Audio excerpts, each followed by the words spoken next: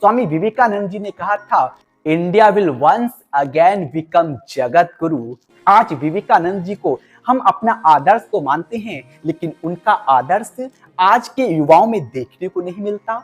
क्यों? क्योंकि आज के युवा का जो रियल रोल मॉडल है, जो वास्तविक आदर्श है, वह तो बॉलीवुड के उड़ते हुए सितारे जो हैं। इस भारत का एक ऐसा युवा जिसने अपनी संस्कृति संस्कारों को अपने जीवन में ऐसा चरितार्थ किया, ऐसा उतारा, ऐसा जिया कि ना केवल भारतवासी अपितु विदेशी भी उनके संस्कारों से प्रभावित हुए। जी हाँ, हम बात कर रहे हैं स्वामी विवेकानंद जी की, जिनका जन्मोत्सव ना केवल भारत में अपितु विदेश में भी मनाया जाता है। विदेशी भी उनके जन्मोत्सव को सेलिब्रेट करते हैं, मनाते हैं। विवेकानंद जी जब अमेरिका में स्पीच देने गए थे, तो उनकी स्टार्टिंग के 5 वर्ड से ही पूरा सदन तालियों की गड़गड़ाहट से गूंज उठा था। क्या थे वह शब्द? हम सभी जानते हैं, brothers and sister of America. कहने को यह नॉर्मल शब्द हैं, साधारण से शब्द थे, लेकिन फिर भी वहां के लोगों को इतना प्रभावित कर गए। क्यों? क्योंकि ये साधारण शब्द नहीं थे, ये विवेकानंद के मुख से वह शब्द थे। विवेकानंद के भीतर वो पॉजिटिविटी थी, वह डिवाइनिटी थी इन वर्ड्स में, कि जिनके वाइब्रेशन से वहां के बैठे लोग भी वाइब्रेट हुए। वह पॉजिटिव ऑरा जिसने वहां पर बैठे सभी लोगों को इफेक्टेड किया, प्रभावित किया। आज विवेकानंद जी को हम अपना आदर्श तो मानते हैं, लेकिन उनका आदर्श आज के युवाओं में देखने को नहीं मिलता। क्यों? क्योंकि हम स्वामी विवेकानंद जी को औपचारिकतावर्ष अपना आदर्श मानते तो हैं, लेकिन उनके आदर्शों को अपने जीवन में उतारने का प्रयत्न नहीं करते। इसीलिए तो आज के युवा में विवेकानंद दिखाई नहीं देता। क्यों?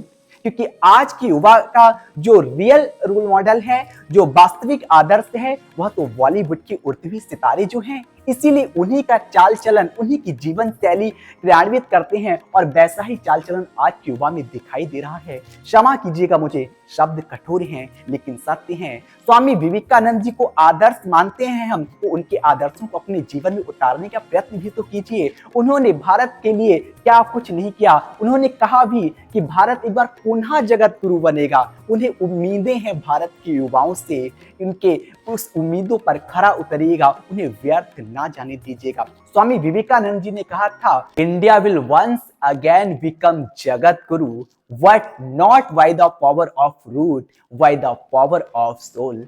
That uplift will be done not by the flag of destruction, but flag of the peace and love, not by the power of wealth, but by the power of meditation, power of divinity। Bharat एक बार पुनः जगत गुरु बनेगा, लेकिन यह परिवर्तन जड़ की शक्ति से नहीं, चेतना की शक्ति से होगा, आत्मा की शक्ति से होगा। निसंदेह कंस्ट्रक्शन से पहले डिस्ट्रक्शन होता ही होता है, लेकिन यह निर्माण विध्वंस के झंडे से नहीं, विध्वंस की शक्ति से नहीं, अपितु सृजन की शक्ति से होगा, प्रेम की शक्ति से होगा, शांति की शक्ति से होगा।